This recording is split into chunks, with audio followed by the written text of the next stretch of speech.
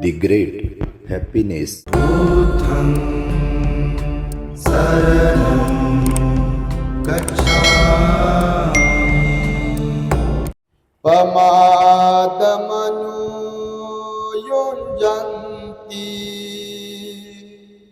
बालादुम्मेधिनो जना अपमादं च मेधावी धनं सिद्धं वरक्षति।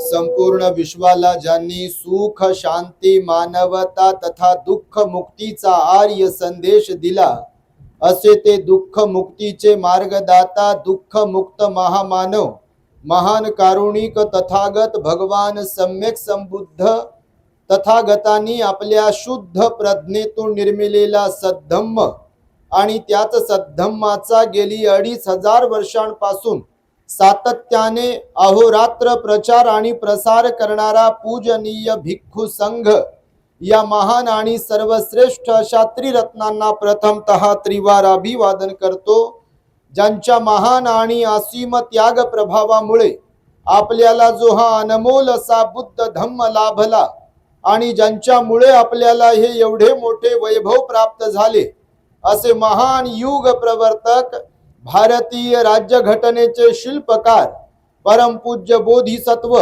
डॉक्टर बाबासाहेब आंबेडकर या महामानवाच्या महान अशा धम्मक्रांतीमध्ये संपूर्ण जीवनाला समर्पित करून आज या महान मंगलमय दिनी आपला कोपरगाव येथील अखिल भारतीय भिक्खू संघ प्रणीत बुद्ध धम्म प्रसारक मंडळ ट्रस्ट कोपरगाव आयोजित फाल्गुन पौर्णिमा व सेवापूर्ती सोहळा आज रोजी मंगळवार दिनांक 3 मार्च 2026 रोजी इथे संपन्न होत आहे। लुंबिनी उपवन बुद्ध विहार नगर मनमाड रोड कोपरगाव जिल्हा अहिल्यानगर अहमदनगर या प्रसंगी धम्म मंचावरती उपस्थित असलेले आमचे धम्मबंधू पूजनीय भिक्खू काश्यपजी आणि ज्यांचा आज सत्कार होतोय असे सत्कार मूर्ती प्राध्यापक डॉक्टर रमेशजी जारे सर जारे आई त्यांचा संपूर्ण परिवार आपल्या लुंबिनी उपवन बुद्ध विहाराशी संबंधित असलेले सर्व श्रद्धावंत उपासक उपासिका धम्मदेशना श्रवण करण्यासाठी उपस्थित असलेले आपण सर्व श्रद्धावंत उपासक उपासिका बालक तथा बालिकांनो तद्वतच द ग्रेट हॅपीनेस या आपल्या यूट्यूब चॅनलचे सर्वच दर्शक सर्वप्रथम तुम्हा सर्वांच्या प्रती मंगल मैत्री सद्भावना व्यक्त करतो आणि आपणा सर्वांच्या दुःख मुक्ती करिता तथागत भगवान बुद्धांद्वारा उपदेशलेल्या धम्मोपदेशास प्रारंभ करतो। आपण सर्वांनी शांत एकाग्र आणि श्रद्धायुक्त चित्ताद्वारे या अनमोल बुद्धवाणीला आपल्या हित सुखाकरिता श्रवण करावे ग्रहण करावे।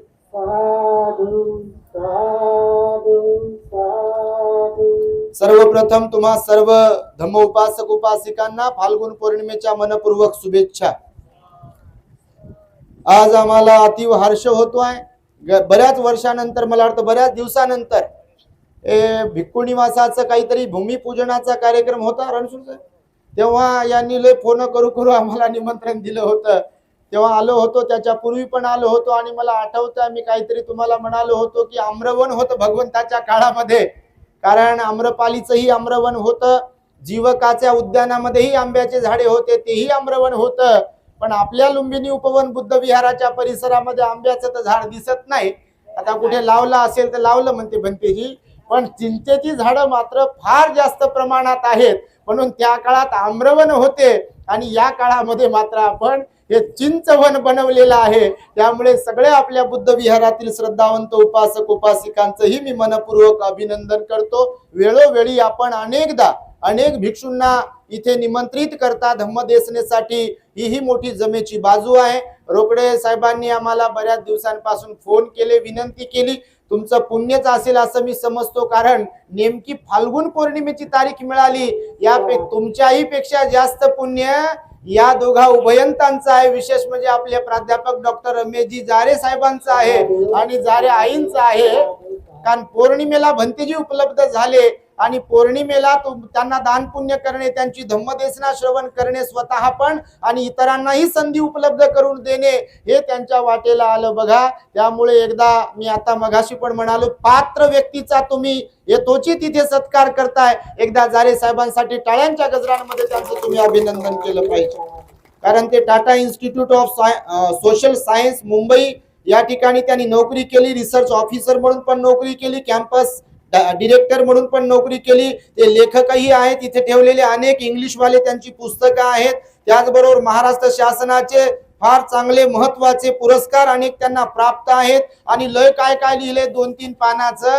आता आपल्या यांनी मोरे साहेबांनी त्यांचा परिचय दिला. आता हे मी वाचलो होतं, फक्त हे सगळं प्रवचन त्याच्यातच जाईल. पण खरोखरच हे जे काही लिहिलंय, मला तर वाटतं थोडक्यातच लिहिलं आहे हे. म्हणजे एकदम सोशल वर्कर पासून डिरेक्टर पर्यंत गेलेलं व्यक्तिमत्व म्हणून प्राध्यापक डॉक्टर जारे साहेब आहेत. आणि हे अनेकांच्या वाट्याला येत नाही. त्यांनी पण सांगितलं की पहिला इतिहास घडला टाटा इन्स्टिट्यूट मध्ये की एक सोशल वर्कर म्हणून तिथे नेमणूक झाली आणि तिथे डायरेक्टर म्हणून त्यांना पदभार त्यांना प्राप्त झाला बघा. ही फार मोठी जमेची बाजू आहे आणि त्यामुळे त्यांचं कौतुक करावं तेवढं कमी आहे. आता त्यांचं मनोगत ऐकलं.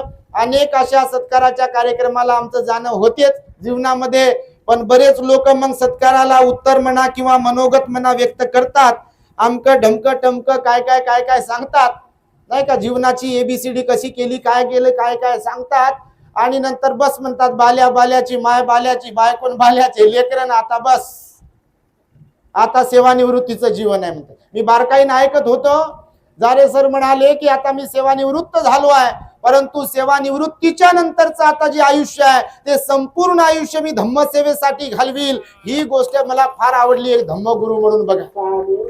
त्यांनी बोलताना हेही बोलून दाखवलं, कारण ते अत्यंत धार्मिक आहेत, श्रद्धावान, सिलवान, गुणवान, दोघे नवरा बायको आहेत.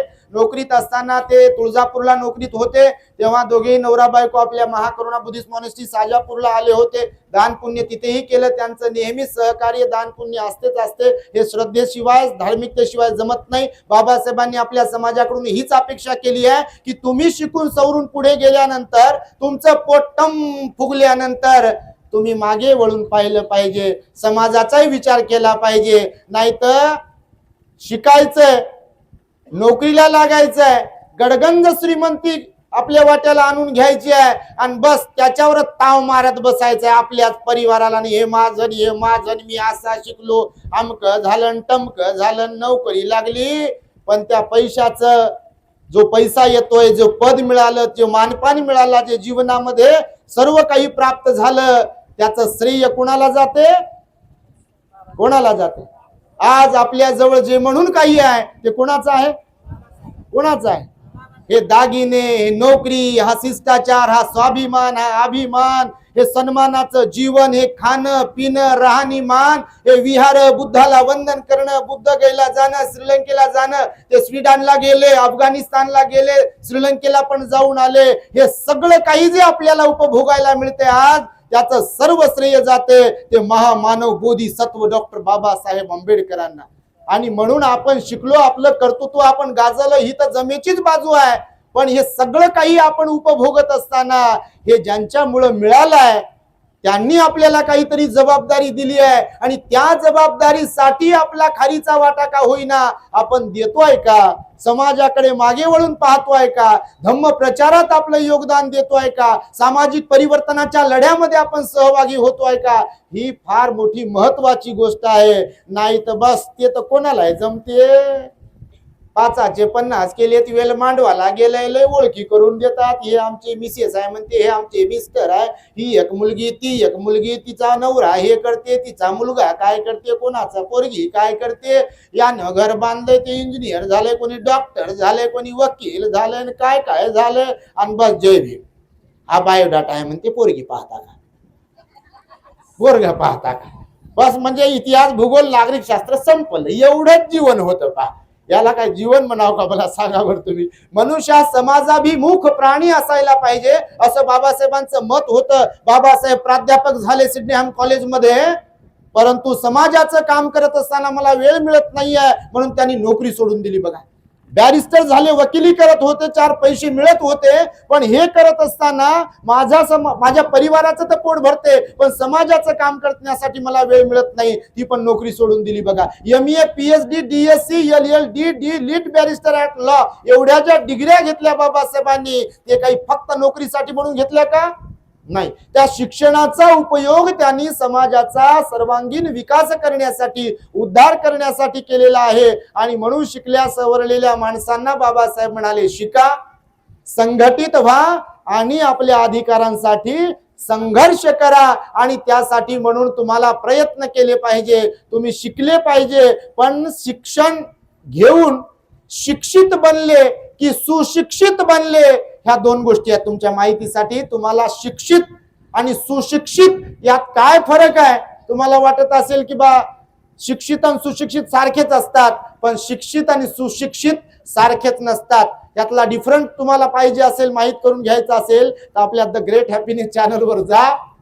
शिक्षित कुणाला म्हणावं आणि सुशिक्षित कोणाला म्हणावं त्याची डेफिनेशन आपण सांगितलेली आहे अभ्यास पूर्ण विवेचनामधून. आणि माझ्या अभ्यासानुसार जारे सरांकडे पाहतोय मी, त्यांचा हा बायोडाटा, आता ते त्यांचं मनोगत ऐकलं, त्याच्या अगोदरही त्यांची आमची ओळख आहे.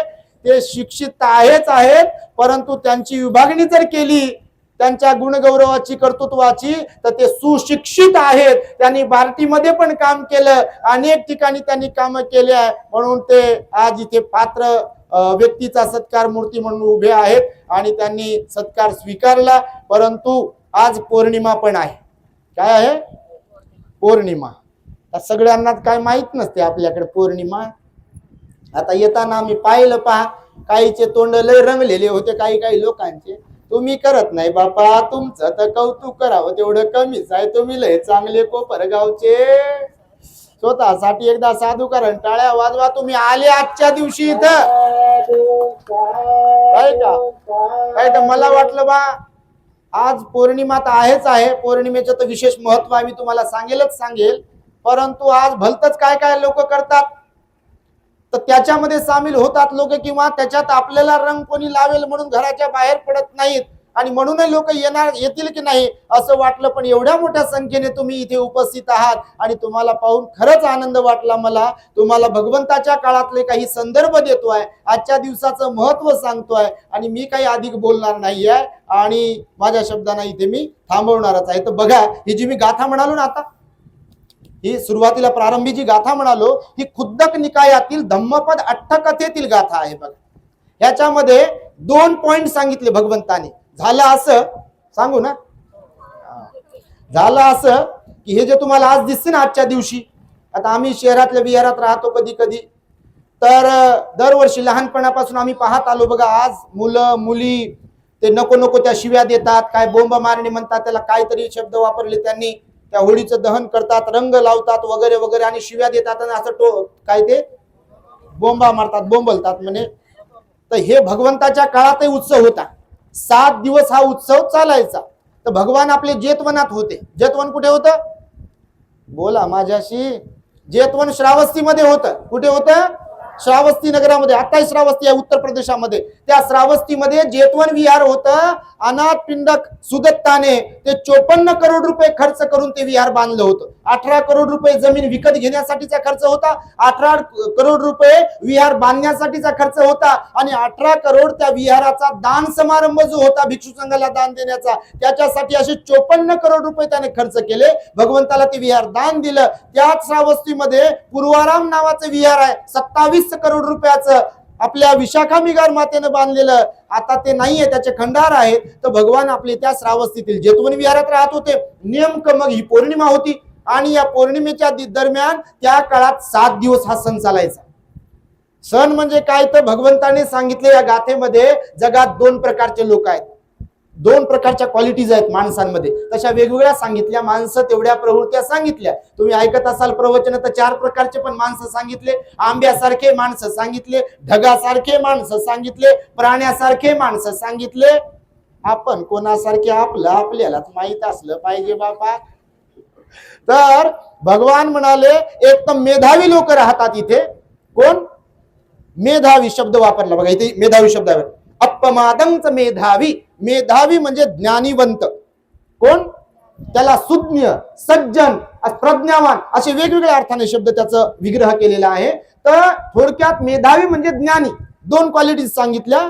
एक मेधावी लोक राहतात या जगामध्ये आणि दुसरे जे लोक राहतात मूर्ख लोक राहतात. त्याला बाल शब्द वापरला भगवंताने. कोणता? मूर्ख लोकांसाठी बाल शब्द वापरला. जसं असेवनाच बालानंग, बालानंग म्हणजे मूर्खांची संगती कधी करू नये.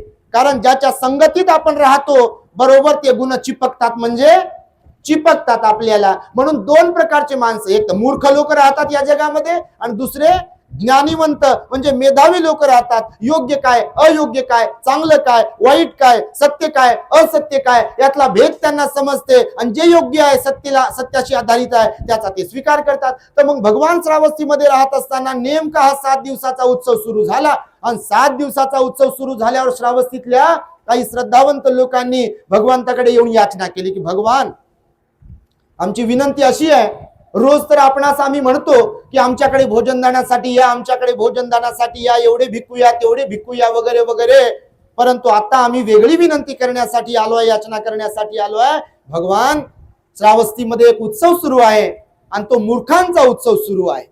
या दरम्यान अनेक लोक एकमेकांना शिवीगाळ करतात, अर्वाच्य भाषेमध्ये बोलतात, एकमेकांना रंग लावतात आणि त्याचा त्रास तुम्हाला आपल्या भिक्षू संघाला होऊ नये म्हणून आम्ही वेगळी विनंती कोणती करण्यासाठी आलो आहे की तुम्ही 7 दिवसांपर्यंत विहाराच्या बाहेर पडू नये.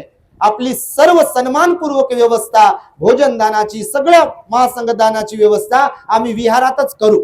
आणि भगवंत 7 दिवसांपर्यंत मग विहारात थांबले आणि मग 7 दिवस संपल्यानंतर श्रावस्तीतल्या सर्व श्रद्धावंतांनी महासंघदानाचं आयोजन केलं आणि भगवंताला नगरामध्ये बोलवलं. मग नगरात भगवान आल्यावर भगवंताने या गाथेला अनुचित असं प्रवचन दिलेलं आहे. ही जी गाथा कोणाच्या मुखातून निघाली आहे? कोणाच्या मुखातून निघालेले शब्द आहेत पाली भाषेतले? आपल्या भगवंताच्या मुखातून निघालेले शब्द आहेत. मग या लोकांनी सांगितलं होतं ना की हे असं असं होते म्हणून, तर भगवान म्हणाले की मूर्ख लोक जे असतात, मूर्ख लोक आळशी असतात, मूर्ख लोक स्वतःचंही नुकसान करतात आणि मूर्ख लोक त्यांच्या संपर्कात येणाऱ्या लोकांचंही नुकसान करतात. दारुडे लोक स्वतःही उद्ध्वस्त होतात आणि त्यांच्या सहवासात राहणाऱ्या लोकांनाही उद्ध्वस्त करतात. बघा, व्यसनाधीन झालेले लोक स्वतः पण उद्ध्वस्त होतात, घरादाराची राखरांगोळी करून घेतात आणि त्यांच्या संपर्कात येणाऱ्यांना सुद्धा उद्ध्वस्त करतात. भांडखोर लोक बघा, स्वतः पण एकदम भांडखोर असतात, वाद करतात, भेदाभेद करतात, चांगलं चाललंय तिथं खोडा घालतात आणि सगळ्या वातावरणाला पण गढूळ करतात. आणि भगवान म्हणाले जे ज्ञानीवंत असतात ते मात्र अप्रमादाला एखाद्या खजिन्यासारखं, खजिना समजतं, खजिन्यासारखं, धनासारखं सांभाळू सांभाळू ठेवतात, आळशी ते राहत नाहीत. आणि याला धरून भगवंतानी मग ते प्रवचन दिलं. तर म्हणून भगवंताच्या काळात भगवंताने सांगितलं या जगात 2 प्रकारचे लोक आहेत. आता जे हे सगळं करत असतील ते आपले असो का कोणी असो, ते कोणत्या क्वालिटीत मोडतात? ह्या 2 क्वालिटी पैकी मूर्खांच्या क्वालिटीमध्ये मोडतात. आणि आता तर एवढा चंगळवाद वाढलेला आहे बघा, एवढी विचित्रता वाढलेली आहे, कारण कोणाला कोणी समजत इथे नाही आहे. बघा, लोक एवढे अधोगतीकडे वाटचाल करत आहेत. बघा, हे सोशल मीडिया म्हणा किंवा टीव्ही म्हणा, मोबाईल म्हणा किंवा अजून काय काय म्हणा, याच्यावरती जे काही चित्रण दाखविल्या जाते किंवा बहकवण्याचे, मुलांना मुलींना बिघडवण्याचे जे कार्यक्रम चाललेत ते कुठे थांबेल काय माहित नाही, परंतु हे मोठं डेंजरस आहे. बघा, हा मोबाईल लहान लेकरांकडे असतो, मुलांकडे मुलींकडे असतो, याची गरज पण आहे, गरज नाही असं नाहीये. आता बघा, सोशल मीडिया नसतात, आपला चॅनल नसतं, द ग्रेट हॅपीनेस चॅनल काढलं असतं का आपण? काढलं नसतं. आणि जर चॅनल काढलं नसतं तर आज जे खेड्या पाड्यात आम्ही आमच्या तोडक्या मोडक्या लोक भाषेमधून, आमच्या एकदम अल्पबुद्धीच्या माध्यमातून जो काही बुद्धाचा मार्ग, बुद्धाचं वचन, बाबासाहेबांचं वचन सांगण्याचा प्रयत्न करतोय आणि त्यातून जे काही परिवर्तन घडत असेल ते परिवर्तन घडलं असतं का? मग एवढ्या झपाट्याने घडलं नसतं असं म्हणायचंय मला. कारण हे सोशल मीडिया मोठा पॉवरफुल आहे. बघा, काल परवालाच बघा अकोल्यातले ते उपासक भेटायला आले होते, कालचीच गोष्ट आहे, तुम्ही पाहिलं असेल आपल्या स्टेटसला वगैरे. तर ती आई सांगत होती, भंतेजी म्हणे माणूस कामातून गेला होता माझ्याजवळ येऊ, कामातून म्हणजे दारू पिऊ पिऊ आणि तंबाखू खाऊ खाऊ, आता 5-6 महिने झाले म्हणे दारूही सोडली आणि तंबाखूही सोडला म्हणे. भंतेजी बुद्धाचं वचन ऐकू ऐकू मला फार आनंद झाला. पहा, मी संपर्कातल्या लोकांना नेहमी सांगतो, बौद्ध धम्माचं आचरण करणं आयऱ्या गैऱ्याचं येड्या गबाळ्याचं काम नाहीये. स्वतःच बाबासाहेब म्हणाले, गळ्यात मडकं अडकून घेतलंय असं समजू नका. बुद्ध धम्माचा तुम्ही स्वीकार केलाय म्हणजे काय म्हणाले, गळ्यात मडकं अडकून घेतले असं समजू नका. उगम रीतीने धम्माचं स्वतः आचरण करून तुम्हाला धम्माचा प्रचार आणि प्रसार करता आला पाहिजे. हे जर तुम्हाला साधले तर तुम्ही भारतालाच काय तर जगालाही तुम्ही बुद्धमय बनवू शकता.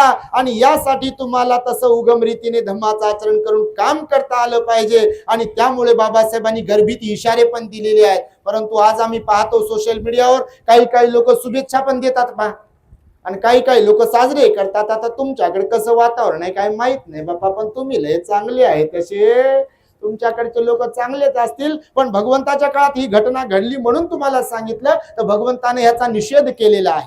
आणि आजही आपण पाहताय फार वाईट वातावरण याच्यामुळं तयार होते. उद्याच्या पेपरला बातम्या पहा तुम्ही, आपल्या देशात आज आणि काल किती घाणेरड्या गोष्टी घडलेल्या असतात. उद्याच्या पेपरमध्ये बातम्या येतात बघा, जे कोणी बातम्या देतील अन्याय अत्याचाराच्या बातम्या येतात. तर ही एक घटना तुम्हाला सांगितली. दुसरी घटना अशी आहे, फाल्गुन पौर्णिमेलाच वेगवेगळ्या फाल्गुन पौर्णिमेला, म्हणजे दिवस होता फाल्गुन पौर्णिमेचा पण एकाच दिवशी नाही, पण वेगवेगळ्या फाल्गुन पौर्णिमेला बुद्धाच्या काळामध्ये काही घटना महत्वाच्या घडल्यात. एक घटना अत्यंत महत्वाची घडली, ती म्हणजे भगवान आपले ज्ञान प्राप्तीनंतर कपिलवस्तूला एकदा गेले होते माघ पौर्णिमेच्या दरम्यान.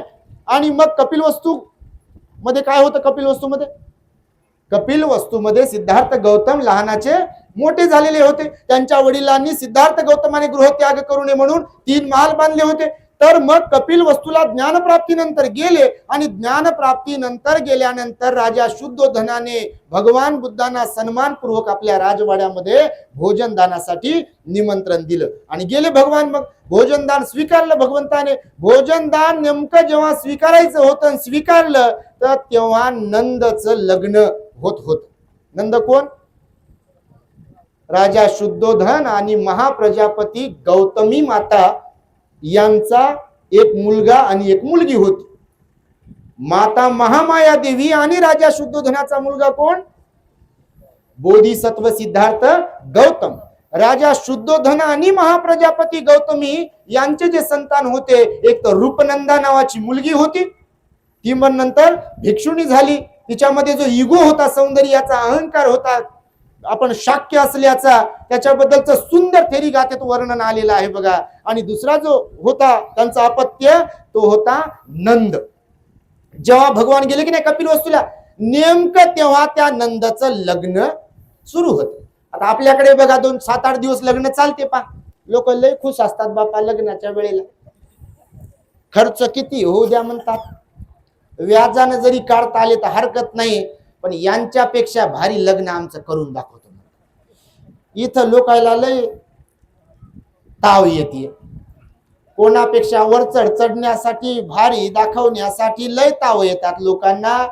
भगवान बुद्ध म्हणाले ताव आला पाहिजे, पण चांगलं काहीतरी करून दाखवण्याचा ताव आला पाहिजे, दान पुण्य करण्याचा ताव आला पाहिजे, शील पालन करण्याचा ताव आला पाहिजे, नाही का, ध्यान शिबिर करण्याचा, ध्यान करण्याचा ताव आला पाहिजे, आपल्यातले अवगुण काढून टाकण्याचा ताव आला पाहिजे. नाही तर बस आम्ही तुम्हाला पाहतो, तुम्ही काय करता ते पाहतो बापा, बस असेच, मग नका सुधरू, कोणाचं काय जाईल. भगवान बुद्ध म्हणाले काही लोक असे असतात इथं जसं स्मशानात अर्धवट जळालेलं लाकूड. कसं, स्मशानात अर्धवट जळालेलं लाकूड जसं असते, तसे इथं काही माणसं असतात, ते कोणाच्याच कामी पडत नाही. स्मशानातलं लाकूड कोणी आणेल का अर्धवट जळालेलं? आमच्याकडे पाहुणे येणार आहे, पुरणपोळ्या करायच्या, तर कुठंच लाकडं भेटले नाही, चला स्मशानभूमी पासून चाललोय आपण, आणि लय लाकडं दिसू लागले अर्धवट जळालेले, घे पोळी भात आणि घेऊन जाऊ म्हणेल का कोणी? तुम्ही आणले होते का कधी? आणत नाही कोणी बघ. आणि त्यामुळे आपले भगवान नेमके कपिल वस्तूमध्ये होते आणि भोजनदानाला बोलवलं होतं बा. संपूर्ण भिक्षू संघ होता आणि तेव्हा नंदचं लग्न, भाऊ आहे ना सावत्र भाऊ, सख्या भावासारखा होता, हे गडी रेडी होता. नवरदेव रेडीच राहते बापा, लय भारी घोड्यावर लय नाचते. आम्ही लग्नाला जायचो कधी कधी अगोदर, तर घोड्यावर लय नाचते आणि नंतर कोणाच्या इशाऱ्यावर नाचते हे तुम्हाला मी सांगायला नको. कारण काही काही बिचारे आई बाबा लय रडत रडत डबडबल्या डोळ्याने येतात. भंतेजी म्हणतात तुम्ही म्हणतात ते खरंच आहे, कोणतं इंजेक्शन भेटते कोणत्या गोळ्या भेटतात. अगोदर लय मम्मी मम्मी पप्पा पप्पा करत होत ना, आता काय झालं म्हणते माहित नाही. आता ढुंकून पाहायला तयार नाही म्हणते. तर हे भगवंताचं वचनच आहे याच्यामध्ये बघा. एकदा गणित चुकलं की चुकते. म्हणून ते नंद जे आहे बघा, लग्नासाठी रेडी होते. नेमके भगवान तेव्हा गेले भोजनदानासाठी. भगवंतानं भोजन केलं. आता तेव्हाच्या प्रथा वेगवेगळ्या असतील. आताची नवरी जी होती की होणारी, ती पण रेडी, सारं मेकअप बिकअप, घर सजवलंय, वाडा सजवलाय, सगळं काही रेडी होतं एकदम. आता लग्न 1-2 दिवसात असेल काहीतरी त्या काळातल्या पद्धतीनुसार, तर नवरदेव तयार रेडी एकदम पोझिशन मध्ये. भगवान आले बा, भोजन बिजन घेतलं, दानानुमोदन केलं आणि भिक्षा पात्र भोजन तर घेतलं बघा. आम्ही ते भिक्षा पात्र नेमकं नंदच्या हातात दिलं. परत जाताना भगवान निघाले राजवाड्यातून बाहेर विहारात जायला. भोजनदान आटोपलं, कार्यक्रम संपला आणि आपल्या जवळचं भिक्षा पात्र नवरदेवाच्या हातात दिलं. नवरदेव भाऊच ना आता, तो लहान, भगवान आपले वयानं मोठे. भाऊ जरी असले तर का बुद्ध आहे ना, सारं जग सन्मान करते. मग हे भाऊ असले म्हणून का भावाने सन्मान केला पाहिजे ना, कारण गृहत्याग केलाय ना, धम्मगुरु झाले ना आता, नाही का. तो मग नवरदेवाकडे दिलं भिक्षा पात्र. नवरदेवाला वाटलं बा अंगणापर्यंत गेल्यावर पुन्हा माझ्याकडचं भिक्षा पात्र घेतील, झालं आपलं काम. तेवढी सेवा करायचा संधी दिली असेल. कशाची संधी? राजवाडा संपला, राजवाड्याचं प्रांगण आहे संपलं, राजवाड्याची सीमा आहे संपली, नगराची सीमा संपली. हे मुकत भगवंताकडे पाहते. भिक्षा पात्र मागतील काय मागतील काय, भगवान आपले चालले पुढं. याला म्हणण्याची हिंमत होईना, कसं क्रॉस करा म्हणाव कसं. भाऊ जरी असले तरी बुद्ध आहेत ना, आणि एवढा मोठा भिक्षू संघ सोबत आहे, तर हे काहीच म्हण नाही, हे वाटच पाहते कधी म्हणतील दे बापू, कधी म्हणतील दे. तर भगवान काय म्हणाले नाही. भगवान विहारापर्यंत पोहोचले तरी याला म्हणाले नाही की दे माझं भिक्षा पात्र, तू जाय आता. विहारात गेल्यावर भगवंतानं त्याच्याकडे पाहिलं, स्मित हास्य केलं. कोणाकडे? नवरदेवाकडे, नंदकडे स्मित हास्य केलं आणि सारीपुत्र भंतेजीकडे पाहिलं आणि नंदला म्हणाले, नंद भंतेजी होता काय? आता भंतेजी होतो काय म्हणल्यावर मला तुम्ही सांगा. समजा आता तुमचे तर 5चे 50 झाले, वेल मांडवाला गेलेलाच आहे बऱ्याच जणांचा, ज्याचा कोणाचा बाकी असेल समजा, त्यांनी कल्पना करून पहा. समजा तुमचं आता लग्न बोल्यावर चढले, हार टाकायचे आणि करुणान भंतेजी तुमच्या कानात सांगितलं. भंतेजी म्हणतात काय होईल नेमकं, याची कल्पनाच केलेली बरी, नाही का. तर ते त्या नंदच तसंच झालं असेल पहा. तर त्याला ते हँग झालं, ते मोबाईल डबा कसा हँग होते, त्याच्यात लय स्टोरेज झालं की हँग होते पहा. तर तसं त्याचं डोकं हँग झालं, ते असं मुखच उभं राहिलं. काय बोलाव, हो म्हणाव का नाही म्हणाव का, काय नेमकं पळून जावं इथून, तर त्याला काहीच सुचना. ते मुखच पाहू लागला. भगवंताने त्याला पुन्हा ध्यानावर आणलं. नंद भंतेजी होतो काय? आता त्याला नाही म्हणाव तर बा भावाचा आणि भगवान बुद्धाचा अनादर होईल, म्हणून यानं मुकत बसून पुन्हा जाग केल्यावर भगवंताला म्हणते हो म्हणे, होतो म्हणे, बारीक बारीक आवाजात. ठीक आहे म्हणजे मग आता असं कधी कधी होते. ते बारीक आवाजात हो म्हणलं बा, हो म्हटलं तर भगवान सारीपुत्राला म्हणाले करा तयारी. नवरदेवाचं मुंडन केलं बापा. लय केस वाढवले, विंचरलं होतं त्यानं, याला लय डेकोरेट केलं होतं. लग्नात पाहतो लय डेकोरेट करतात बापा. अगोदर कसे जे ओरिजिनल होते ते वेगळेच दिसत होत हातात, आणि ते लग्नाच्या दिवशी वेगळेच दिसतात. घंटाभर म्हण कुठे जातात ते काय ते करायला, हे पार्लर मध्ये म्हणे. बऱ्याच लग्नाला जायला साहेब त्याच्यामुळेच उशीर. काय झालंय तर नवरी अजून नटलीच नाही. बापा मी म्हटलं काय नटायचंय त्याच्यामध्ये, एवढ्या पुरतं ठीक आहे बा. तर हे नवरदेव हो म्हणला नंद आणि तयार झाला बा कसा तरी. ब्लेद बारीक तोंड ना हो, तुम्ही कल्पनाच करू शकता त्याची. याच्या मनात डोक्यात तेच चित्र. नवरी तयार झालेली आहे, पाहुणे रावणे आलेले आहेत, राजवाडा सजलेला आहे, लग्नाची पूर्ण तयारी झालेली आहे आणि मी आता भंतेजी झालो. याला झोप लागे ना, याला जेवण गोड लागे ना. भगवान ध्यानाला बसा म्हणता कायचं ढेकळाचं ध्यान लागते आणि डोळे बंद केले की नवरी नवरी नवरी नवरी दिसू लागली याला, पाहुणे रावणे दिसू लागले याला. भगवंताला तर सगळंच समजू लागलं, पण हे परेशान होतं. याला खरंच झोप लागत नव्हती. कशी झोप लागेल बापा, परेशान होत. मग भगवंत असतात. भगवंताकडे आपण सांगितलेलं आहे विशिष्ट प्रकारचे 9 गुण असतात. किती किती भगवंतामध्ये आपल्या विशिष्ट प्रकारचे 9 गुण असतात स्पेशल. त्याच्या व्यतिरिक्त पण असंख्य गुणांची खाण असतात आपले भगवान. पण इतिपिसो भगवा अरहं सम्मा संबुद्धो विद्याचरण संपन्नो सुगतो लोकविदु अनुत्तरो पुरीस दम्म सारथी सत्ता देव मनुष्यानं बुद्धो भगवाती. असे हे 9 गुण भगवान बुद्धांमध्ये असतात. त्याचा विस्तार सुद्धा आपल्या चॅनलवर केला, त्याचं पुस्तिका पण आपल्याकडे आहे. भगवान बुद्धाचे विशेष 9 गुण तुम्ही माहित करून घ्या की तुम्ही कोणाला वंदन करता. भगवान म्हणजे केवळ भगवान नसतात किंवा केवळ तथागत नसतात, केवळ बुद्ध नसतात. 7 विशेष गुणांची ते खाण असतात. आणि मग असे भगवान जे असतात ते 999 खून करणाऱ्या अंगुलीमालामध्ये सुद्धा परिवर्तन घडवून आणू शकतात. हे विशेषतः फक्त सम्यक संबुद्धामध्ये असते. आणि बहुल्यावर चढणाऱ्या नवरदेवाला भंतीरी बनवू शकतात. ही विशेषतः भगवान बुद्धामध्ये असते. त्या अनाथ पिंडकाचा मुलगा होता, तो विहारात कधी जात नव्हता, त्याला विहारात आणण्यासाठी प्रवृत्त करणारे भगवान बुद्ध असतात. तुमच्या माहितीसाठी सांगतो, यक्षाला सुद्धा सच्चकाला सुद्धा आपल्याला शरण आणण्यासाठी प्रवृत्त करतात.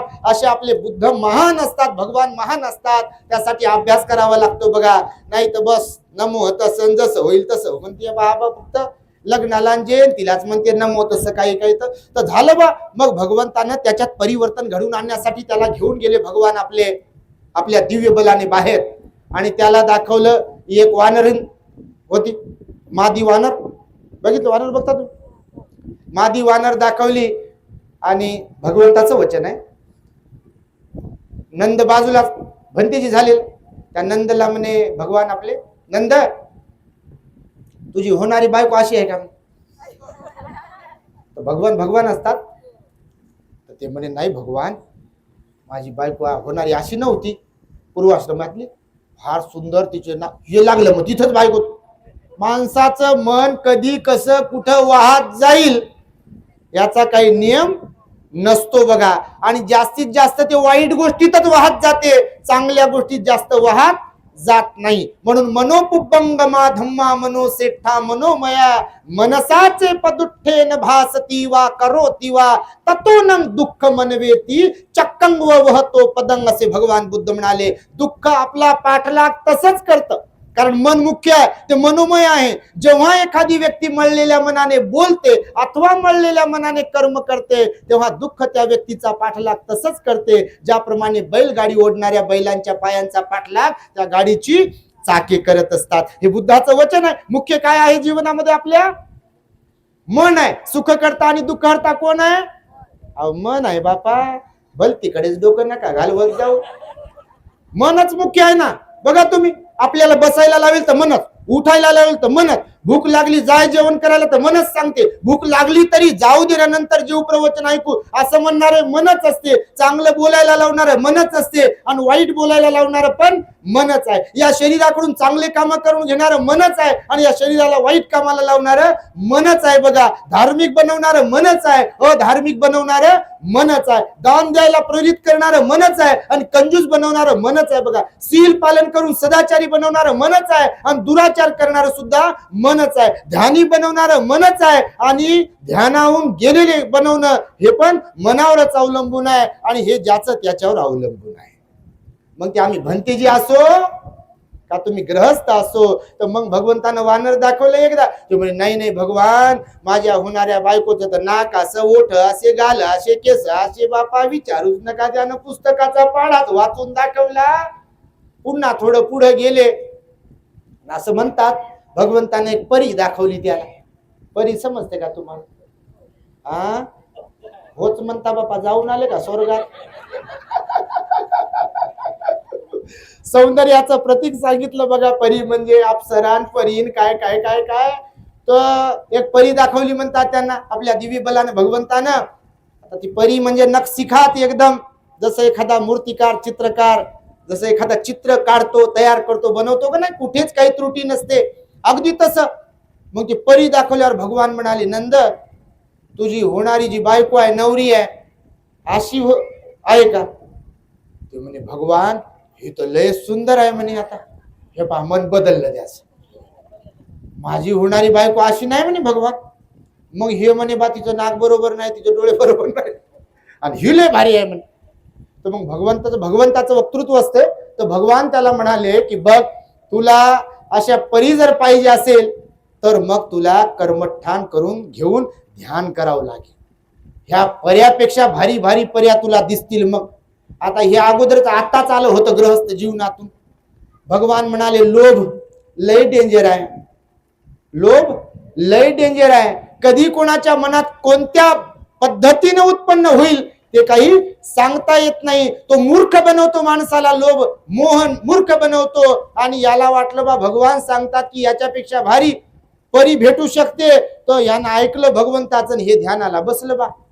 आता भगवंताने कर्मठान दिलं, त्याचंही पुण्यच होतं. पण मनुष्य प्राणी असा आहे, तुम्ही पाहत असाल, जसं मी तुम्हाला आता त्या उपासकांचं तंबाखू सोडण्याचं सांगितलं ना, दारू सोडण्याचं सांगितलं की नाही, असं कोणाकोणाचं पुण्य कधी फळाला येईल हे सांगता येत नसते. जसं शेतकरी असतो की नाही, शेतकरी शेतीमध्ये बघा काही झाडं लावलेली असतात, वनस्पत्या लावलेल्या असतात, काही पेरणी केलेली असते. मला सांगा, फळाला आणि फुलाला सगळे झाडं वनस्पती एकदाच येतात का? एकदाच फळतात का, फुलतात का? येतात का?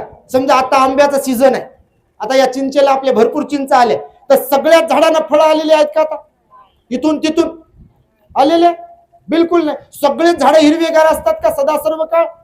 नसतात बघा. सगळ्याच झाडांचे फळं गोड असतात का? नसतात बघा. किंवा एखादी पेरणी केली आहे, तर पेरणी केल्यावर सुद्धा तुम्ही गहू पहा. आता इथे येताना आम्ही गहू पाहिला, तर काही काही गव्हाचे झाड उंच उंच असतात, एकदाच पेरलेले, आणि काही काही थोडेसे लहान असतात. ज्वारीचे कणस पाहिले तुम्ही, एकदाच पेरलेली ज्वारी. काही काही कणसाला खूप ज्वारीचे दाणे असतात, आणि काही काहीला त्याच्यापेक्षा कमी असतात. काही काही ज्वारीचे ताट उंच उंच होतात, आणि काही काही ज्वारीचे ताट कमी होतात. कापूस तो कुठे लावलेला पाहिला असेल तुम्ही, तर काही काही ठिकाणी सरकी उगवते, आणि काही काही ठिकाणी तीन तीन लावून उगवत नाही. ह्या कर्म सिद्धांत भगवंताने सांगितला. मनुष्याच्या जीवनामध्ये कोणाचं कर्म कोणतं, म्हणजे कुशल कर्म आणि अकुशल कर्म कधी फळाला येईल हे सांगता येत नाही. म्हणून पुण्य कर्माचंही फळ सांगितलं, आणि पाप कर्माचं म्हणजे अकुशल कर्माचंही फळ भगवंतानं सांगितलं. आणि त्या नंदाचं पुण्य कर्म फळाला आलं होतं. तो पडता पडता वाचला. कुठं? भव संसारामध्ये पडता पडता तो वाचला. भगवंताने वाचवलं, आणि त्याचे पुण्य कर्म होतं, त्याला तारलं, आणि तो मग अर्हंतापैकी नंतर एक झाला. आणि नंतर काय परीन, कशाचं काय, कशाचं लग्न, कशाचं काय, आणि मग प्रसन्न चित्ताने लोकांना तो उपदेश करू लागला. बघा की हे जे जीवन आहे, निर्वाणाकडे जर आपण वाटचाल करत असेल तर श्रेष्ठ आहे. नाहीतर एखादी काती नसते, स्पायडरमॅन काय म्हणतात त्याला, कातीनच म्हणतात घरामध्ये, ती जाळ, कोळी, कोळी. तर ते कोळी पहा तुम्ही, त्याचं कधी ते जाळं पाहिलं का, बघितलं? एखाद्या ठिकाणी घरात वगैरे कुठेतरी ती विणते बघा. तुम्ही कधी बारकाईनं पाहत असाल, माणसाला काय विणता येईल एवढं सुंदर ती जाळं विणते. आणि त्याला जर बारकाईनं तुम्ही पाहिलं तर बऱ्याचदा त्याच स्वतः विणलेल्या घरात ती कोळी, ती कातीन मरून पडलेली असते. बघितलं तुम्ही? मनुष्याच्या जीवनाचं असंच आहे. हे झालं की झालं म्हणते, आमचं पोरीचं लग्न झालं की आटोपलं म्हणते आपण, पोराचं लग्न झालं की आटोपलं म्हणते आपलं, घर बांधून झालं की आटोपलं म्हणते आपलं, गाडी घेऊन झाली की आटोपलं म्हणते आपलं, काय झालं की आटोपलं म्हणते, मग येऊ द्या येऊ द्या येऊ द्या येऊ द्या, अजून राहिलंय थोडस राहिलंय थोडस असं करता करता बटन दबते आणि मग चमचनं टाका म्हणते दूध. आता पैसे लावण्या डॉक्टर म्हणते काही उपयोग नाही म्हणते, घेऊन जा म्हणते, काय खात असतील पित असतील तर खाऊ घाला, खायचं ढेकळाचं खाते तेव्हा, मिठाईचं दुकान असलं तरी मिठाई खाऊ शकत नाही, साखरेचा कारखाना असूनही बी साखर खाऊ शकत नाही. अशी प्रत्येकावर वेळ येत असते बघा, कारण हे जे शरीर आहे हे नश्वर आहे, क्षणभंगूर आहे असं भगवंताने म्हटलं. आणि म्हणून त्या नंदाची दीक्षा फाल्गुन पौर्णिमेला झाली. दुसरी गोष्ट, राहुल कोणाचा मुलगा? सिद्धार्थ गौतमाचा, बुद्धाचा नाही, सिद्धार्थ गौतम बोधिसत्वाचा मुलगा राहुल. त्या राहुलाची पण दीक्षा झालेली आहे आणि राहुलाची दीक्षेचा पण असाच किस्सा आहे बघा, मी तो सांगत ना आपल्या चॅनलवर सांगितलेला आहे. भगवान पुन्हा भोजनदानासाठी आले होते राजवाड्यामध्ये राजा शुद्धोधनाकडे, आणि तेव्हा नेमकं पहिल्यांदा आल्यानंतर यशोधरा माता राहुलाला घेऊन गच्चीवर गेलेली असते, मोठा महल ना राजाचा, वरती गेलेली असते, तीच आलेली नसते, फक्त बाकीचे सगळे लोक आलेले असतात. कार्यक्रम वगैरे संपते आणि मग भगवान जायला निघतात, राजवाड्याच्या बाहेर पडतात. गच्चीवर असलेली यशोधरा माता एका खिडकीतून राहुलाला अंगुली निर्देश करते असा भगवंताकडे. भिक्षू संघाच्या मध्ये भगवान उंच पुरे असतात, अत्यंत गोरे, 32 लक्षणांनी युक्त भगवान असतात. किती? बाबासाहेबांनी द बुद्धा अँड हिज धम्मा ग्रंथामध्ये वर्णन केलं बघा थोडक्यामध्ये. 32 लक्षणांनी युक्त भगवान असतात. शरीरावर किती लक्षण असतात? 32 लक्षण असतात त्यांच्या शरीरावर. म्हणून तिन्ही काळामध्ये, भूतकाळात, वर्तमानात आणि भविष्यात भगवंतासारखं ना शरीर कुणाकडे येते ना मन कुणाकडे येते. म्हणून यं किंची रतनं लोके विद्यती विविधा पुथु रतनं बुद्ध समं नत्थी. काय म्हटलं? रतनं बुद्ध समं. बुद्ध समं म्हणजे बुद्धा समान किंवा बुद्धा सारखं. रतनं, नंग म्हणजे नाही, बुद्ध समं, बुद्धा समान. नत्थी, नत्थी म्हणजे नाही. यं किंची रत्नं लोके, सगळ्या रत्नांमध्ये जेवढे रत्न आहेत ना बघा, माणिक मोती काय काय असते रत्न बघा, वेगवेगळे रत्न असतात. सगळ्या रत्नांमध्ये बुद्ध रत्ना समान या जगात कोणतंही रत्न नाही आहे. येते न सच्चवज्जेन हो तुम्ही किंवा हो तू ते जय मंगलंग असं म्हणत असतो. धम्म रतन, संघ रतन हे तीनच रत्न श्रेष्ठ असतात. म्हणून बुद्धासारखं ना सौंदर्याने कोणी असते इथे कधी, ना त्यांच्या त्या बोधी गुणाने कोणी तसं असते. आणि म्हणून मग राहुलाची दीक्षा होण्यासाठी यशोधरा माता कारणीभूत ठरते. ती वरतून गच्चीवरून भगवंताकडे अंगुली निर्देश करते आणि राहुलाला म्हणते, बाळा त्या भिक्षू संघामध्ये सर्वात उंच जे आहेत ना ते तुझे पिता आहेत, जा त्यांना तो तुझा वारसा हक्क माग. आणि मग असं उंच आहेत, ज्यांच्या भुवया अशा आहेत, ज्यांचे ओठ असे आहेत, ज्यांचे कान असे आहेत, ज्यांची छाती असे आहे, ज्यांचे गाल असे आहेत, ज्यांचं कंपाळ असं आहे, ज्यांचे केस असे आहेत, ज्यांच्या डोक्यावर मासाचा गोळा आहे, ज्यांचे हात आजान भाऊ आहेत, ज्यांचे पायाचे तळवे हाताचे तळवे असे आहेत, त्याच्यावर चक्र आहे वगैरे, ज्यांचे बोट समान आहेत वगैरे, असं पूर्ण लक्षण सांगते त्या राहुल बाळाला. आणि जा ते तुझे पिता आहेत त्या भिक्खू संघामध्ये असे असलेले, तू त्यांना जाऊन वारसा हक्क माग. आणि मग राहुल बाळ असतो 7 वर्षाचा, तो जातो दुडुदुडू धावत आणि भगवंताच्या बोटाला पकडतो आणि म्हणतो की श्रमणा तुमची छाया किती शीतल आहे. कोण म्हणते असं? राहुल बाळ म्हणते. त्याला काही बाकीचं माहित नसते, परंतु काय पुण्य असेल त्या राहुल बाळाचं पहा. बुद्ध होणाऱ्या पुरुषाच्या पोटी जन्माला आला ना, तो भयंकर पुण्य असेल त्याचं. मग तो श्रमणा तुमची छाया किती शीतल आहे म्हणतो. आणि मग भगवान एकही नाही दोनही नाही, काही बोलत नाही. आणि हा काही बोटाला सोडत नाही, भगवंताच्या विहारापर्यंत हे जातो तो पण. आणि तिथे गेल्यानंतर जाईपर्यंत हा म्हणत असतो, तुम्ही माझे पिता आहात ना. माझी आई म्हणाली की तुम्ही मला वारसा हक्क द्या. विहारापर्यंत जाईपर्यंत भगवान काहीच बोलत नाही. विहारात गेल्यावर भिक्षू संघ सोबतच असतो. सारीपुत्त महामोगल आणि वेगवेगळे अनिरुद्ध वगैरे भिक्षू असतात ना. आणि मग सारीपुत्त भंतेजीकडे भगवान पाहतात आणि सारीपुत्त भंतेजीला म्हणतात की सारीपुत्त राहुल काय मागत आहे? भगवान राहुल वारसा हक्क मागत आहे असं म्हणतो. तर मग द्या त्याला.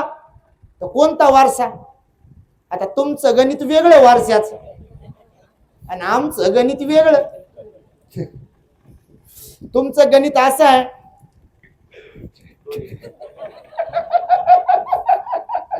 चाब्या किती लपू लपू ठेवा. समजा तुम्ही नसाल ठेवत बाबा, तुम्ही लय चांगले, चाब्या किती लपू लपू ठेवा.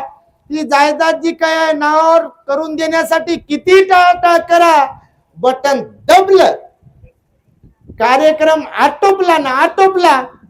किती मुलं आहे? 4. शेती 4 एकर, बंगले 4. हे तुला हे तुला हे तुला. असंच होते बघा जीवनामध्ये, होते का नाही? नाही काय म्हणाल बापा, असंच होते बघा. जोपर्यंत मास आहे तोपर्यंत वास आहे या जगामध्ये बघा, या मनुष्य जीवनाचा. आणि म्हणून बघ राहुलाला कोणता वारसा दिला जातो? हे चिवर आणि भिक्षापात्र, हा वारसा. सारीपुत्ताला सांगतात भगवान दे याला वारसा हक्क. आणि मग राहुलाची पण या पौर्णिमेला असं म्हटलंय की दीक्षा होते आणि सारी कपिल वस्तू नगरी तिथे भगवंताकडे पोहोचते. तर ही फाल्गुन पौर्णिमा त्यासाठी पण फार महत्वाची आहे की राहुलाची दीक्षा होते आजच्या दिवशी. आणि मग कपिल वस्तू नगरीचे राजे, राजा शुद्धोधन, महाप्रजापती गौतमी, यशोधरा माता, सगळे शाक्य लोक असे धाय मोकलून रडतात आणि भगवंताकडे येतात आणि भगवंताला म्हणतात, भगवान तुम्ही आम्हाला एवढे प्रिय होते, तुम्ही तर गेलेच सोडून, पण आता हा वंशाचा दिवा, कुलदीपक, कायचं ढेकळाचं कुलदीपक बापा लय पाहतो आम्ही गावागावात जाऊन.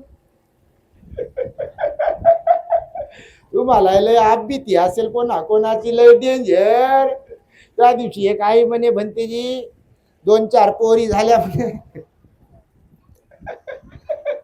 पोरासाठी वाट पाहत होतो म्हणे. 2-4 पोरी झाल्या आणि त्या 2-4 पोरीवर हा झाला म्हणे. हा म्हणजे कोण? हे नाही नाही तर गोष्ट बिघडल बापा. 2-4 पोरीवर पोरगा झाला म्हणे भंतीजी. हा म्हणजे ते घरी होता, जवळ नव्हता. पण कल्याण मित्राला अशा गोष्टी सांगितलं ठीक आहे, नाही तर दुसऱ्याला कोणाला सांगितलं घरची कथा तुम्ही की बस उठ्याच आहे. तिथं ठिणगी पाडली तुम्ही चुगलीची. चुगली म्हणजे खरं जरी असेल ते म्हणते रॉकेलची कॅन, ही पेट्रोलची कॅन. काय झालं होतं? चहा करू का? बसता का जरा? बा जेवण करता का? आणि कसं काय झालं म्हण? असं पेटवते की ढणका आगच होते बघा. मग म्हणून भगवान विशाखा मिगार मातेला म्हणाले, घरातला विस्तव बाहेर देऊ नको आणि बाहेरचा विस्तव घरात आणू नको, तुझंच नुकसान होईल. तर म्हणून भगवान बुद्ध तिथे राहुलाला दीक्षा देतात, सगळी कपिल वस्तू नगरी येते आणि मग ते रडतात पडतात. परंतु मग भगवंत म्हणतात की वारसा हक्क काय आहे? हे जीवन नश्वर आहे, क्षणभंगूर आहे. तुम्ही आज राजे आहात महाराज, कायमचे राजे नसणार आहात तुम्ही. आज तुम्ही राजे आहात, उद्या राजगादी इथंच राहील, पण राजा बदललेला असेल. हा निसर्गाचा नियम आहे. खरं की खोटं? कपाट तिथंच, चाब्या त्याच, घर तेच, फक्त चाब्याचे मालक बदललेले असतात. खरं की खोटं? अरे खरंच आहे बापा, तुम्ही नाही म्हटले तरी हेच खरं आहे, तुमच्या माहितीसाठी सांगतो. म्हणून भगवान म्हणाले, लय मोह लय लोभ असं पडू नये. आम्ही असो का तुम्ही असो, असं चिपकू एखाद्या कोणत्या गोष्टीला राहण्याचा भाव चांगला नाही, सोडण्याचा त्यागण्याचा भाव असला पाहिजे. मग कोणत्याही बाबतीत असो म्हणाले भगवान बुद्ध, चिपकून राहणं मोठं दुःखदायी आहे. हे भगवंताचं वचन आहे आणि ते वचन आपण स्वीकारलं पाहिजे, आपल्या जीवनाचं सोनं करून घेतलं पाहिजे. आजच्या दिवशी 823 सालामध्ये, इसवी सन 823 सालामध्ये आजच्या फाल्गुन पौर्णिमेला हे धम्मपद तुम्हाला सांगितलं की नाही, या धम्मपदाला पहिल्यांदा भाषांतरित केलं झाले सर 823 मध्ये इसवी सन. कोणत्या भाषेमध्ये? चायनीज मध्ये. Pali to Chinese language. China language जगभरामध्ये आहे, तुमच्या माहितीसाठी सांगतो. इंग्लिश जशी महत्वाची असते की नाही जगात, आहे की नाही, तशी चायनीज भाषा जगात फार मोठी फेमस आहे एकदीकडे सगळीकडे. आणि म्हणून धम्मपद या ग्रंथाला 823 मध्ये आजच्या दिवशी त्याचा अनुवाद करून त्याला प्रकाशित केलेला आहे. चायनाकडे ते ग्रंथ एवढे जुने उपलब्ध आहेत. म्हणून फाल्गुन पौर्णिमेचे महत्व तुम्हाला मी थोडक्यामध्ये सांगितलेलं आहे. आजचा दिवस तशा अर्थाने महत्वाचा आहे. आजच्या या सणाचा मात्र निषेध केला भगवान बुद्धांनी. म्हणून असं कोणी म्हणता कामा नये. आज सोशल मीडियावर पाहतो आपले लोक बघा, असं काही आलं की हे आपलंच आहे, हे आपलंच आहे असं म्हणण्यात लय पेव फुटते. पहा सोशल मीडियावर कोणतंही काय असलं की आमचंच आहे म्हणतात. म्हणजे जे आहे समजा इथं येणार नाही पण घरी बसून लय काय काय म्हणतील त्याच्यावर चर्चा करतील. तर असा जो काही कार्यक्रम आहे आपल्याकडे तो काही कामाचा नाही आहे. धम्माचा अभ्यास केला पाहिजे. हे झारे साहेबांनी पहा एवढे सुंदर असे कास्ट इन मॉडर्न इंडिया असं बघा सुंदर ग्रंथ लिहिले बघा, सुंदर सुंदर. आणि त्यामुळे अत्यंत चांगल्या प्रकारचा चांगल्या ठिकाणी त्यांचा सत्कार झाला. त्यांनी तुम्हाला बोलूनही दाखवलं की टाटा इन्स्टिट्यूट मध्ये माझा जो सत्कार झाला त्याच्यापेक्षा आपल्या लुंबिनी उपवन बुद्ध विहारात समाजाच्या वतीने जो माझा सत्कार झाला तो माझ्यासाठी महत्वाचा असं जे ते बोलले हे खरंच महत्वाचं आहे. आणि गुण असले पाहिजे. गुणवान माणसाचाच सन्मान सत्कार होते बघा. आणि त्यासाठी गुण आत्मसात करावे लागतात. यश प्रत्येकाच्याच वाट्याला येत नाही, हेही भगवंताचं वचन आहे. त्यासाठी मेहनत करावी लागते, परिश्रम करावे लागतात. आणि नाहीतरी भगवान बुद्धांनी परिश्रमाला मेहनतीला महत्व दिलं. मग या धम्माच्या मार्गात असो किंवा तुमच्या सामाजिक जीवनामध्ये असो यांनी पण किती मेहनत केली असेल तुम्ही विचार करा ना. एक सोशल वर्कर म्हणून जिथे नेमणूक झाली तिथे एकदम डायरेक्टर म्हणून त्याला म्हणजे पदभार मिळाला. ही साधी गोष्ट नाहीये खरोखरच बघा त्यांच्यासाठी. आणि त्यामुळे जारे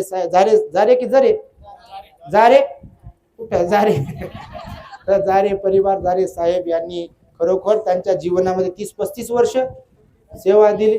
आणि ते बोलता बोलता आईच्या प्रती सुद्धा त्यांनी कृतज्ञता व्यक्त केली. हे चांगल्या माणसाचं लक्षण आहे बघा, सज्जन माणसाचं लक्षण आहे. आई वडिलाचे मोठे आपल्यावरती अनंत उपकारच असतात. त्यामुळे आईची त्यांना आठवण झाली या निमित्ताने ही मोठी. आणि आता बसले जोडीनं दोघं मला म्हणते बाबा यांचे पण फार मोठा सपोर्ट आहे म्हणते आम्हाला. आणि खरंच असला पाहिजे पहा, कारण यशस्वी पुरुषाच्या पाठीमागे स्त्री असायला पाहिजे आणि यशस्वी स्त्रीच्या पाठीमागे पुरुष असायला पाहिजे. म्हणजे दोन्ही गाडीचे चाक समान असायला पाहिजे. नाही तर एक ट्रॅक्टरचं चाक आणि एक रिक्षाचं चाक तर गाडी खड्ड्यात जाते. मग असे चाक तुम्ही बनू नये म्हणून धम्मवान श्रद्धावान बनाल अशी अपेक्षा व्यक्त करतो. या ठिकाणी आपल्या संपूर्ण टीमने, आपल्या लुंबिनी उपवन बुद्ध विहाराच्या संपूर्ण कमिटीने, अखिल भारतीय भिक्खू संघ प्रणित बुद्ध धम्म प्रसारक मंडळ कोपरगाव यांनी आम्हाला इथे निमंत्रित केलं. भिक्खू निवासाच्या चांगल्या खोल्या तुम्ही बनवल्या, मला फार आनंद झाला. भूमिपूजनाला आम्ही आलो होतो तर सुंदर, खरंच सुंदर रमणीय आहे. मी येताना पण यांना म्हणालो आमचे नितीन भाऊ जे जाधव आहेत, साध्वी साहेब आहेत, की खरोखर फार सुंदर वातावरण आहे म्हटलं इथं करमते आल्यावर. कारण झाडं आहेत आणि जिचं झाडं आहे तिथे करमलं पाहिजे. त्यातल्या त्यात तुमचं गोदावरी नदीच्या किनाऱ्यावर काठावर विहार आहे. ही गोदावरी नदी फार जुनी आहे भगवंताच्या काळापासून. कारण बावरी नावाचा जो ब्राह्मण होता नांदेड जवळ, त्याचे 16 शिष्य होते.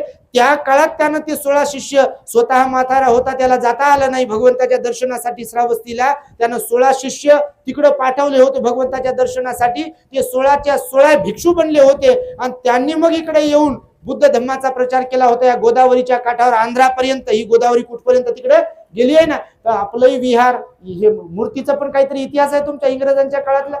तर हे सगळं ऐतिहासिकच आहे. तेव्हा तुम्हाला खूप खूप शुभेच्छा, आशीर्वाद, मंगल मैत्री.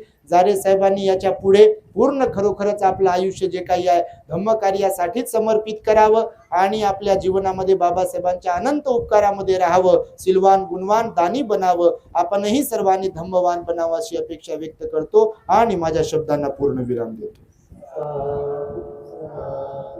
भवतु सर्वमंगलम रक्षन्तु सर्वदेवता सर्वबुद्धानुभावेन सदा सोत्थि भवन्तु ते.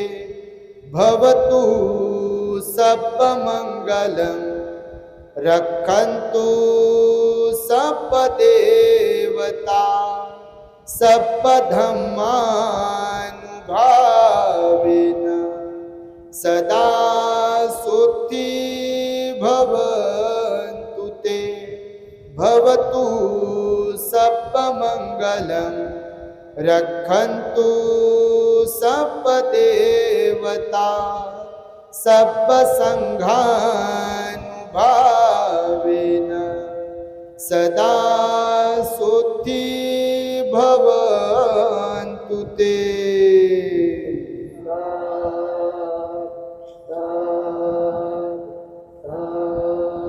बुद्धं नमः धम्मं नमः संघं नमामि. जय भीम. औरंगाबाद शहरामध्ये सिडको कडून आपण प्लॉट विकत घेतला आणि त्या विकत घेतलेल्या प्लॉट वरती 4 माळ्याचं द ग्रेट हॅपीनेस टॉवर आपण समाजाच्या स्वेच्छादानातून उभं करीत आहोत, त्याची उभारणी करणार आहोत. कुणाला त्यासाठी वर्गणी वगैरे किंवा वैयक्तिक कोणाकडे जाऊन आपण काही मागणार नाही आहोत. कोणी बिलकुल ज्याला इच्छा होईल आपण विटा दान दिल्या पाहिजे. ज्या किती परिस्थितीनुसार ते विटा दान देतील, ज्यांना सिमेंट दान द्यायची ते सिमेंट दान देतील, ज्यांना रेती दान द्यायची रेती दान देतील, ज्यांना लोखंड दान द्यायचं लोखंड दान देतील, किंवा बिल्डिंग साठी इमारतीसाठी जे जे म्हणून लागेल ते स्वेच्छेनं जे दान देतील त्यांचं दान स्वीकारल्या जाईल. मग ते मजुरीसाठी आर्थिक दान असेल किंवा जे कुठलं दान असेल, पूर्ण इमारत होईपर्यंतचं तर समाजाच्या स्वेच्छा दानातून इमारत उभी राहील. भिक्षू संघाला ती अर्पण केल्या जाईल, तिचं लोकार्पण होईल. समाजाने जर साथ दिली आणि समाज फार चांगला आहे हे आम्ही अनुभवत आहोत. कोणाला मागायची गरज नाही आहे वैयक्तिकरित्या, कोणाला जाऊ कोणाकडे वर्गणी वगैरे मागायची. लोक फार चांगले आहेत. लोकांमध्ये आता परिवर्तन होत आहे. आम्ही पाहतोय गावोगावी खेडोपाड्यात शहरात तिकडं जातोय, प्रचंड गर्दी करतायत लोक. जे इच्छुक दानदाते आहेत ते आपल्या परिवाराकडून आई वडिलांच्या स्मृतीप्रित्यर्थ असेल किंवा घरातलं कोणी गेलंय त्यांच्या स्मृतीप्रित्यर्थ असेल, हे जे काही मटेरियल लागणार आहे आपल्याला, सामान साहित्य लागणार आहे बांधकामासाठीचं, ते तुम्ही दान देऊ शकता. आमचे कपिल सातदिव साहेब आहेत, त्यांचा स्क्रीनवर नंबर येतो, तर त्यांच्याशी संपर्क साधावा. आपला जो 9890437445 हा फोन पे गुगल पेचा नंबर आहे. त्याचबरोबर चॅनलवरती आपल्या अकाउंट नंबर आहे आपल्या संस्थेचा, त्या अकाउंट नंबरवरती सुद्धा आपण दान पाठवू शकता. किंवा कधी कधी नंबरवरती मला वाटतं काही लिमिट वगैरे दाखवते, काही उपासक सांगतात तसं, तर ते लिमिट दाखवत असेल तर स्कॅनर जे आहेत आपले त्या स्कॅनरवर स्कॅन करू शकता. किंवा संस्थेचं जे अकाउंट आहे त्या अकाउंटवर सुद्धा तुम्ही दान देऊ शकता. इच्छुक श्रद्धावंतांच्यासाठी लोक विचारतात म्हणून आता बोलण्याच्या ओघामध्ये मी हे सांगत आहे. सांगण्याचा हेतू एवढाच आहे, तन्मन धनाने बांधकामासाठी डॉक्टर बाबासाहेब आंबेडकरांना अभिप्रेत असलेला आदर्श बौद्ध समाज निर्माण करण्याच्या उपक्रमांतर्गत सुरू असलेल्या या कामासाठी आपण सहकार्य कराल ही एक धम्म भावना ठेवून माझ्या शब्दांना पूर्ण विराम देत आहे. The great happiness. बुद्धं शरणं गच्छामि.